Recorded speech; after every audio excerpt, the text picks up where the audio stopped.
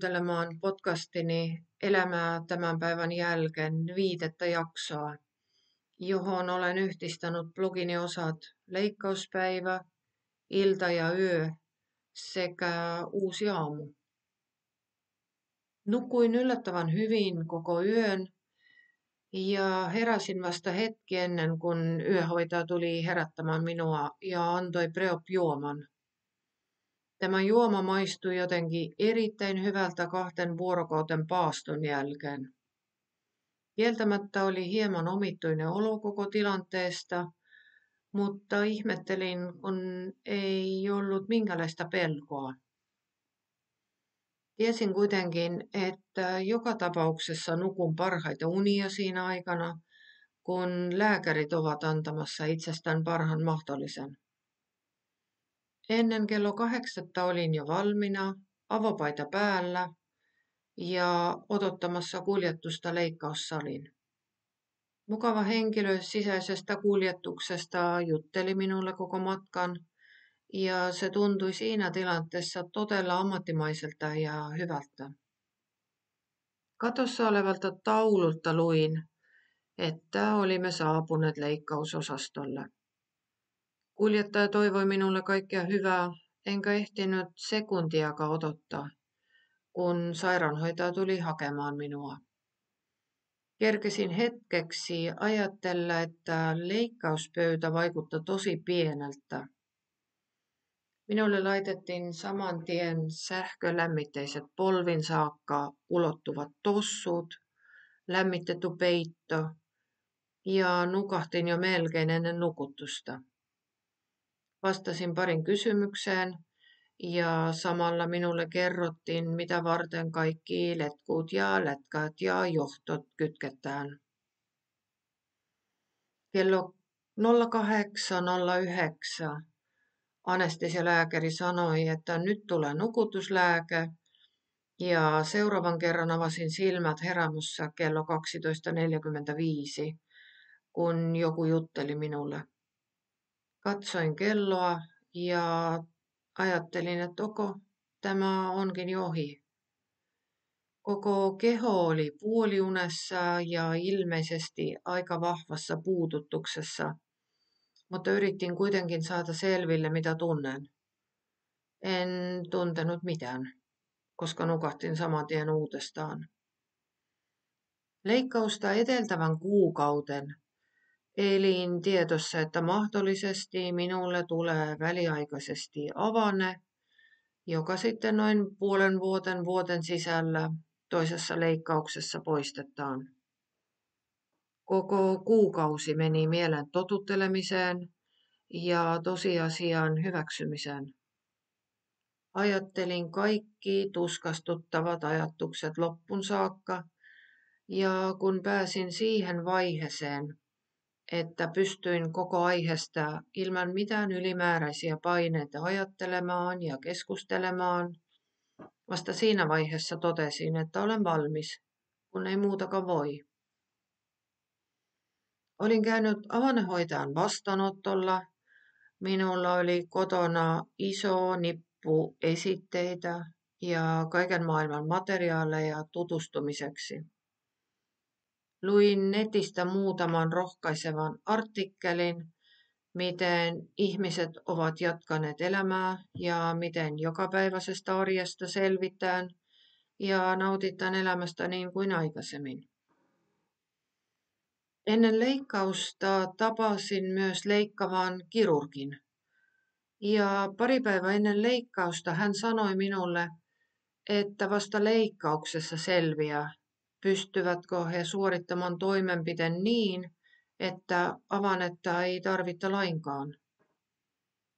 Kuitenkin hän merkasi valmiiksi myös todennäköisen sijainnin, mihin tämä avanne tulisi.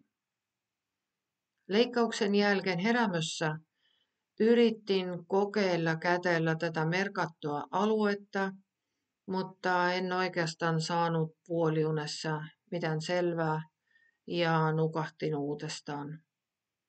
Epiduraali aiheutti taas verenpainelaskun, mutta en ole ikinä aikaisemmin ollut niin huoleton ja rauhallinen koska sairaanhoitajat olivat koko ajan minun luona ja tiesin, että olen hyvissä käsissä, johtot kytkettynä laitteisiin. Kello 5 maissa tulivat osastolta 2 hoitajaa minua hakemaan ja kuulin heille annettavasta raportista, että minulle ei tullut avannetta. Kasvain oli sen verran korkealla, että lääkärit arvioivat tilanteen leikkauksessa uudestaan ja pystyivät yhdistämään sisäkalut yhteen. Kokonaisuudessa lääkärin sanojen mukaan poistettiin paksusuolesta noin 25 senttimetriä. Matka osastolle oli haastava, koska olisin halunnut olla vaan silmät kiinni, kun muutenkin tämä vuotella kuljettaminen sekoitta pään. Mutta hoitajat jaksoivat noin 10 kertaa muistuttaa, että silmät pitää olla auki koko matkan. Tein parhaani. Olin takaisin omassa potilashuoneessa ja huonenaapuri olikin päässyt siinä vaiheessa kotiin, joten olin ihan yksin. Totta kai sairaanhoitajat kävivät jatkuvasti varmistamassa, että voin hyvin. Sain pienen suihkepullon ja suihkutin sillä vettä suuhun, koska juota en vielä saanut, mutta oli siitäkin ihan riittävästi apua. Olin tehnyt ennen leikkausta päässäni päätöksen, että en valita mistään pikkujutusta, mikä tuleekin matkan varrella vastaan, ja selviytyn kaikesta. Kokonaisuudessa pieni janon tunne oli ihan mitätön ongelma. Tilanne oli minulle sen verran uusi ja tuntematon, etten tiennyt oikeastaan, miten tässä nyt pitäisi olla. Tosiaan minulle kerrottiin, että saan siellä laitojen sisällä varovaisesti liikutella voinnin mukaan, mutta ylös pääsen vasta aamulla. Olin sen verran tokkurassa, että olinkin siihen ihan tyytyväinen. Ennen leikkausta selvisi, että minun entinen työkaverini sairaalan ajasta on HUSilla töissä ja hän kävi moikkamassa minua jo ennen leikkausta ja tuli nytkin omien kiireiden välissä katsomaan, kun olin takaisin tässä maailmassa. En siitä hirveän paljon muista, enkä jaksanut keskustella, mutta olin kuitenkin kiitollinen siitä. Hoitaja antoi myös puhelimen minulle takaisin ja sain kaikille lapsille ilmoitettua, että kaikki on hyvin. Yö meni rauhallisesti ja kipulääkitys oli ihan riittävä, koska mitään sen kummoisempaa kipua ei ollut. Verenpaine tarkistettiin aika usein ja sain yllättävän hyvin nukuttua. Välillä heräsin sekä puoliunessa, ajattelin, miten hyvin kaikki on tähän saakka mennyt. Sen jälkeen nukahtin uudestaan. Huomenna oli uusi päivä. Pitää tehdä kaikkien mahdollisuuksien mukaan siitä mahtava. Oli aamu, ei kipua, nukuttu hyvin. Silti olin edelleen sairaalassa, eli kaikki mitä eilen oli tapahtunut ja puoliunessa muistin, olikin kuitenkin totta.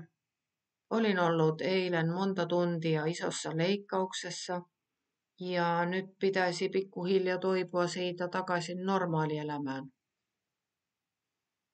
Ennen leikkausta päätin, että teen kirjaimellisesti kaiken, mitä minulle sanotaan, ja toivon niin nopeasti kuin se vaan on mahdollista.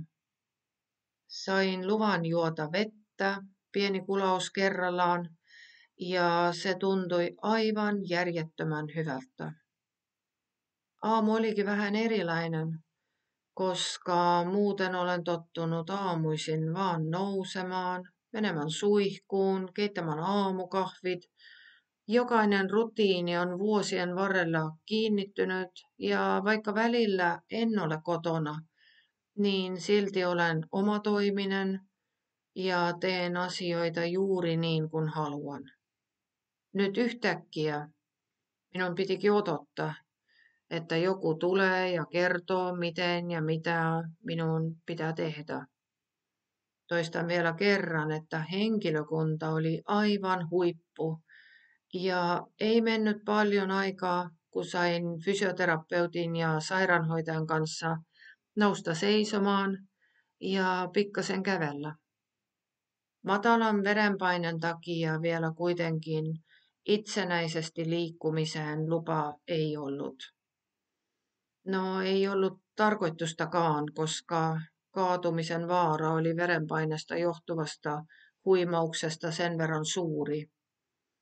Silti pääsin jo toisen kerran jaloille iltapäivällä ja silloin kävin fysioterapeutin kanssa katsomassa ikkunasta ulos ja hetkeksi kääntymässä käytävällä. Osaston käytävä oli 110 metriä pitkä ja kun se tuntui olevan matka ihan maailman äärelle. Siinä hetkessä en osannut vielä ajatella, että 2 päivää myöhemmin kävelen sen kevyesti jo 3 kertaa edes takaisin. Illalla verenpainet päättivät vielä kerran tehdä tepposet ja tippua niin alas, että vaikka minulle oli tuotu päivälliseksi jotain soseruokaa, niin näin hämärästi oman käteen, kun yritin avata astiaa, mutta siihen ei ihan voimat riittäneet. Sen jälkeen hoitajat olivat koko ajan minun luona, ja kun verisuonet olivat hävinneet totaalisesti, tehtiin pyyntö Herämöön uuden kanyylin laittoa varten. Sain vielä kerran tehdä matkan alakertan, ja kanyyli laitettiin ihan hetkessä. Kun tiputus lähti aika nopeaa tahtia tippumaan, olokin alkoi pikkuhiljaa korjantua. Onneksi päätöstä epiduraalin poistamisesta ei kuitenkaan oltu vielä tehty, sillä uskon, että kipu olisi ollut melko kova. Olisin tietysti luottanut täysin mihin tahansa päätöksen, jonka he olisivat osastolla tehneet. Olen todella kiitollinen hoitajille.